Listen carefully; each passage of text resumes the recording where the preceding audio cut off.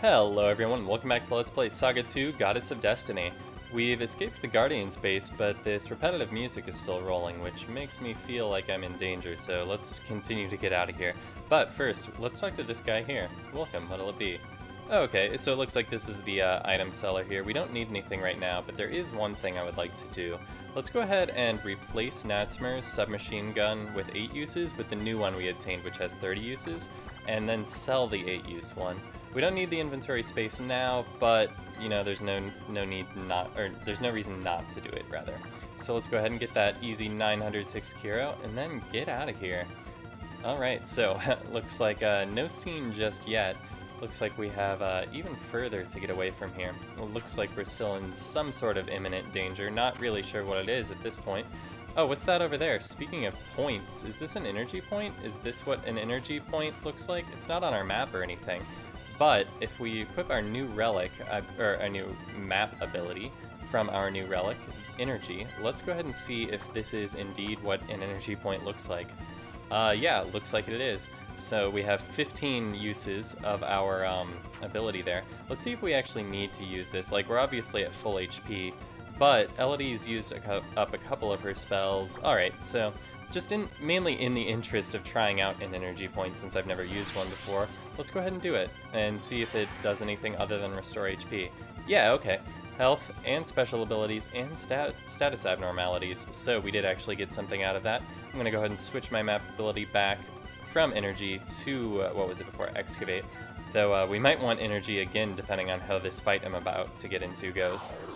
It is only with one enemy, so not too worried about it, or actually with 6 enemies, but it's just against bee-womans, which is something I've seen before.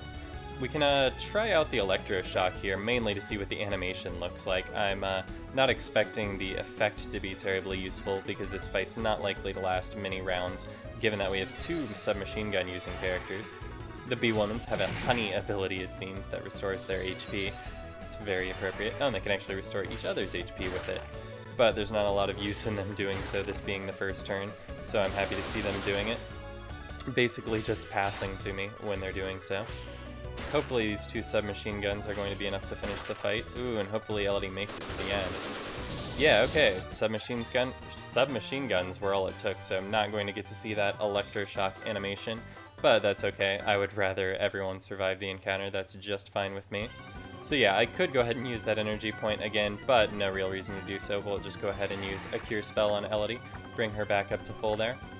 I gotta say though, seeing that there were several Esper abilities added in this game, including the burn counter and the electroshock, almost makes me wish that I had played this game with 2 Espers, just that I could experience a wider variety of them at a time and not have to give up things like burn counter just as soon as I learn them, because I have to preserve things like Blizzard and Cure, which are like more universally useful. Enemies are attacking. Alright, so we made it to the Sky Pillar, but there was an enemy waiting for us, a commando. So it looks like we have a 4th in a row mini-boss here on this world. We'll go ahead and use Blizzard with Elodie. Go ahead and use... I'm not sure how powerful this particular enemy is, but let's pull out one of the punches with Zenith. I think he deserves it. And then usual stuff from everyone else. And let's stick to the whip with Father. I could switch over to the Mithril Sword, but I'm liking how this whip is going with him being as fast as he is. He's been able to cancel out a couple enemies' attacks, including this guy there. Yeah, okay. So yeah, no reason not to keep using that whip. That's been very, very good to me. Let's see. Yeah, okay, 1 round. And Elodie, again, replacing her 4th technique, this time with O Earthquake, which is probably just going to passively make her immune to Earth Elemental attacks, which is fine. But once again, I didn't even get to see the Electroshock's animation before she lost it. But she also gets a Spirit increase, which is good news, and a max HP increase for Zenith, who's now all the way up to 316. And a small amount of MP and Kuro to kick that off. Surprisingly, not an evaluation from Calliope, despite it being only 1 round. Uh-oh. Oh no, this is awful. Okay, the enemy's leader has captured Lin and is holding her hostage in order to get our father, who's also incidentally Lin's father, to go after her, probably some sort of ransom situation. But before he left, we managed to get a flame crystal off of that bad guy. Looks like Father's legitimately worried about Lin, and we are too, because even though we don't know her very well, We did fight alongside her once before, and she might in fact be Elodie's little sister. So let's hurry on and see if we can rescue her from the enemy leader, whoever that would be. Looks like I should probably heal Natsmer. She didn't actually take damage in that fight, I'm fairly certain, but it looks like her HP is down a little bit, and I would like to play it safe, so let's do that. Go ahead and use one use of Cure. And while we're here, I can read the description of O Earthquake. The holder of this mark is endowed with a sense of ultimate balance, becoming capable of withstanding even the strongest earthquakes. Well, we've just lost the world, or we've just left the world that was earthquake prone, so maybe not quite as useful going forward. But yeah, that's something anyway. I do like having a passive ability. It's like inherently better than an ability I'm never going to use, just because there's always a chance that it might come up. Let's see, there's a suspicious dead end down here in this area of the Celestial World, but there aren't like excavate points or anything here. Just a lot of lag. Alright, so let's carry on to the next world. I could go visit the goddesses at the Castle of Fate, but I have no particular motivation to do so at this time. So let's just head on forward to the next world. This place looks a little bit different than we've seen before. There are actually 2 elevators here on this side. Interesting. Can I take either of them? Where will you... Whoa, okay. We have a town inside the Celestial World here that we have the option of going to, and I'm going to go ahead and go to the inn, because even though everyone's HP is at full, this will, of course, restore the uses of Elodie's abilities, as well as, I suppose, virtues. He did take 1 stab with his sword there. Very, very cool place here. Restoration Town, apparently this is. A city amongst the clouds here. Let's go ahead and rest at the inn. That is tended by a skeleton. Not sure I trust a skeleton. I wouldn't be able to sleep knowing that there's just a skeleton in the other room like that. There's a warehouseman there, but I have nothing in particular that I need to drop off at this time.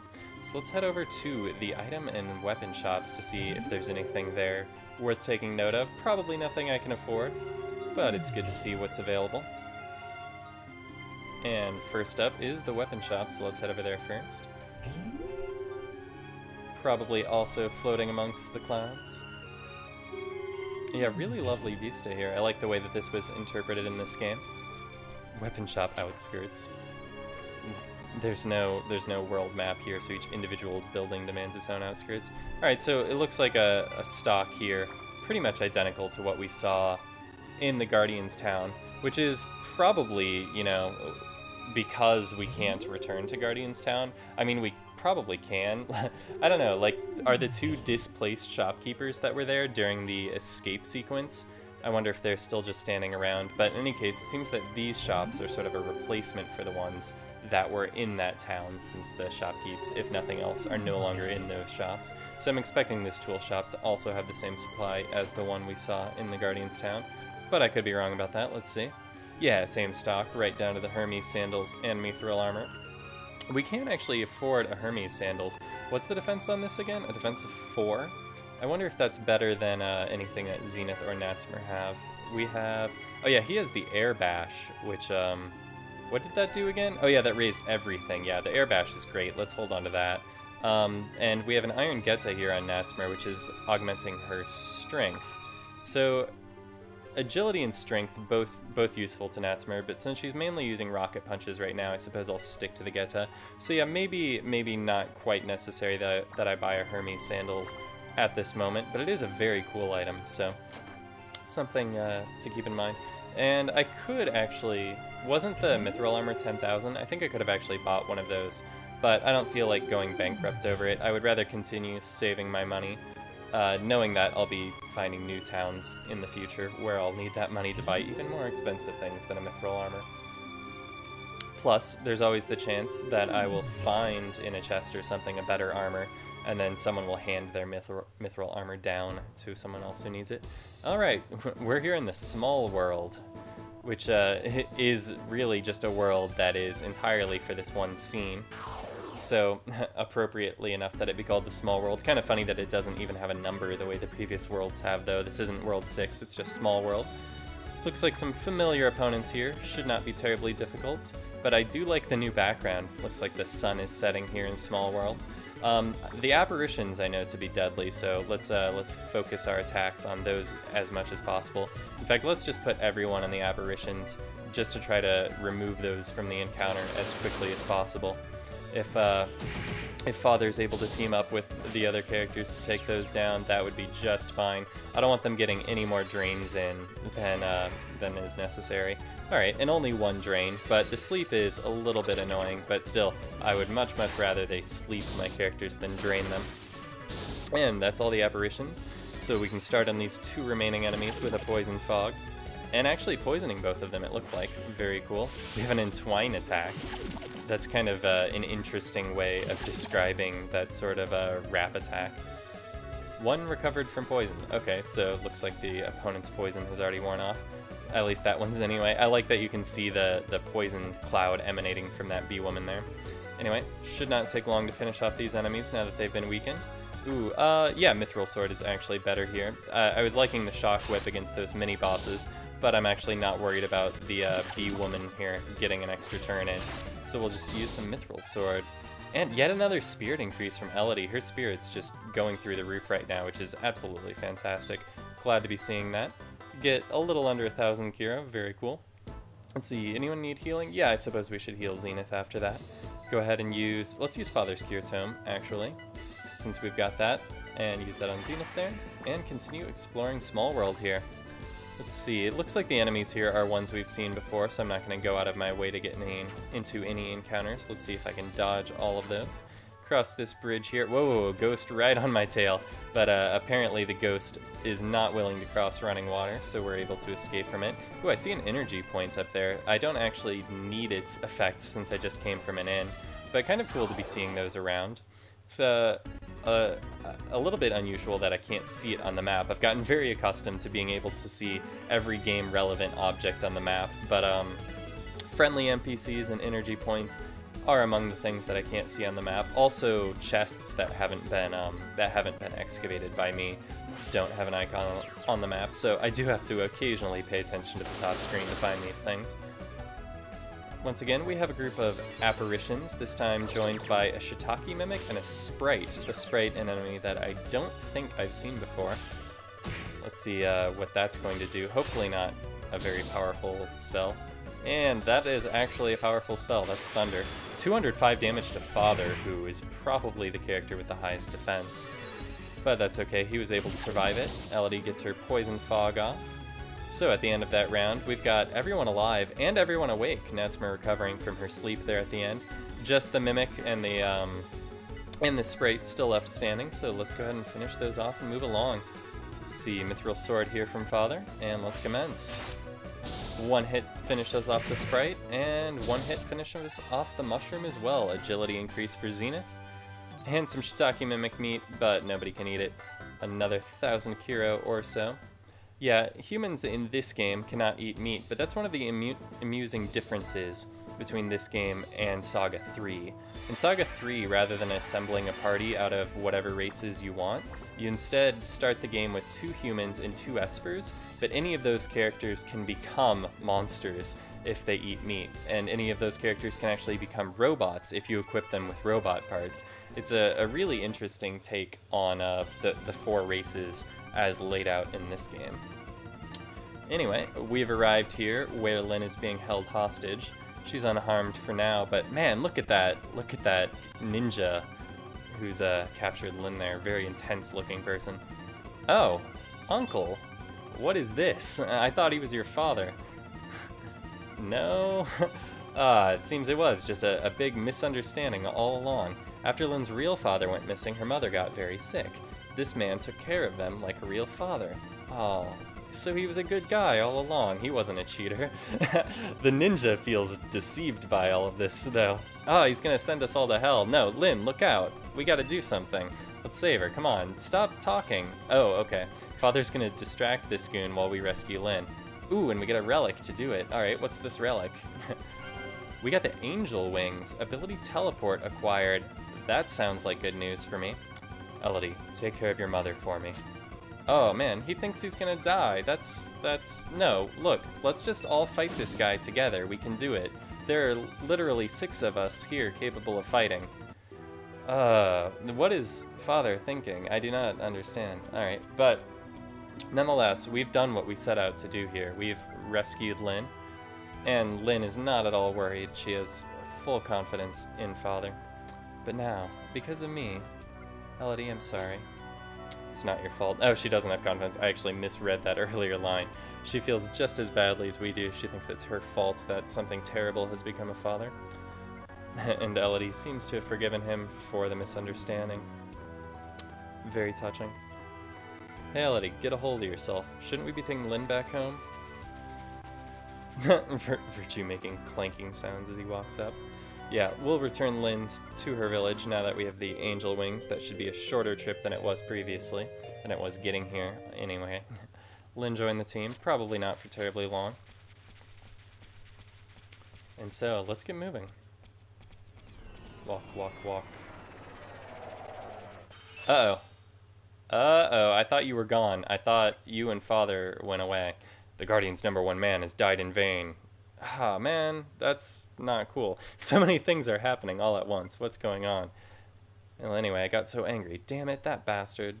Alright, let's fight. I was looking forward to this. Let's go ahead and fight this ninja. Oh, and we have some touching music to accompany the scene.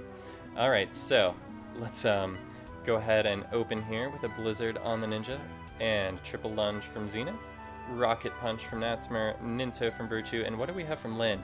Thank goodness, Lin's abilities are no longer just the simple punch and kick she had previously, now equipped with a triple lunge and a flying knee kick. Flying knee kick, an upward launching technique that puts a knee into an opponent's vital point. So let's try that one out, assuming that she gets a turn here. Ah, and she starts out the fight, but only deals 0 damage. That's the unfortunate thing about a guest character coming with taijutsu techniques. Their items always start fully charged, which in the case of taijutsu means that they're nearly useless.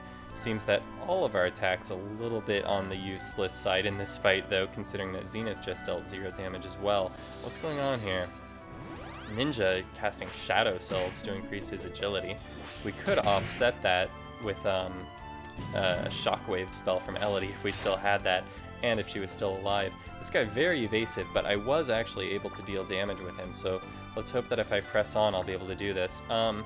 I wonder if a cross counter would be in order here. Zenith is at the top of the party, so he appears to be the most likely to be targeted. So let's give that a try.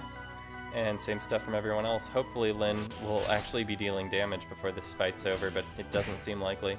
Zenith not able to get his cross counter off because he died. We do have a combo attack here on Natsmer's turn, a turbo pressure, dealing more damage than anything else has so far. So that's something anyway. But I'm not happy about my odds. Anyway, Virtue is immune to whatever the ninja just tried doing, so that's good news. And I get another combo attack on Natsmer's turn, but it doesn't matter. Alright, so I actually did manage to survive that fight. The way things started out, I didn't think it was going to go that way. But anyway, at least Natsmer, Virtue, and Lin were able to survive till the end, and Repsira obviously very happy with the outcome. But yeah, we were, I guess, if nothing else, able to avenge Father by exploding the ninja. It's too bad we couldn't do more. And we obtained a poison crystal. Come on, let's go back to Lin's house. Okay. Everything we have to do here on Small World is finished, and that's all there is to Small World. Like, that one little canyon was really all there is to it. Thanks, Elodie. I don't know what to say. It's okay, Lin. I've calmed down now. My husband was a mother... A mother? She's the mother. A member of the Guardians and a close friend of the Colonel. My husband went missing while on duty, so the Colonel acted like a father to Lin, and then this happened. Please tell your mother I'm sorry. I'd like to return the favor. The Colonel kept this here for safekeeping. So many relics. We have the Divine Tree Rod minimap functions extended. So if this is a dowsing rod would traditionally be something that leads you to water. I wonder if this is what causes the energy points to appear on the map. And Lin's mother feels that she's indebted to us for what happened to Father. Elodie, are you going back to the village?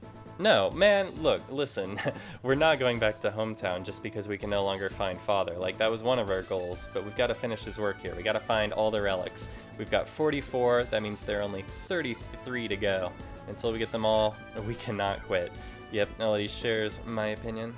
We're leaving Lin and her mother behind, but I'm sure they'll be just fine without us. But that's all we have time for today. Thanks a lot for watching, and I will see you next time.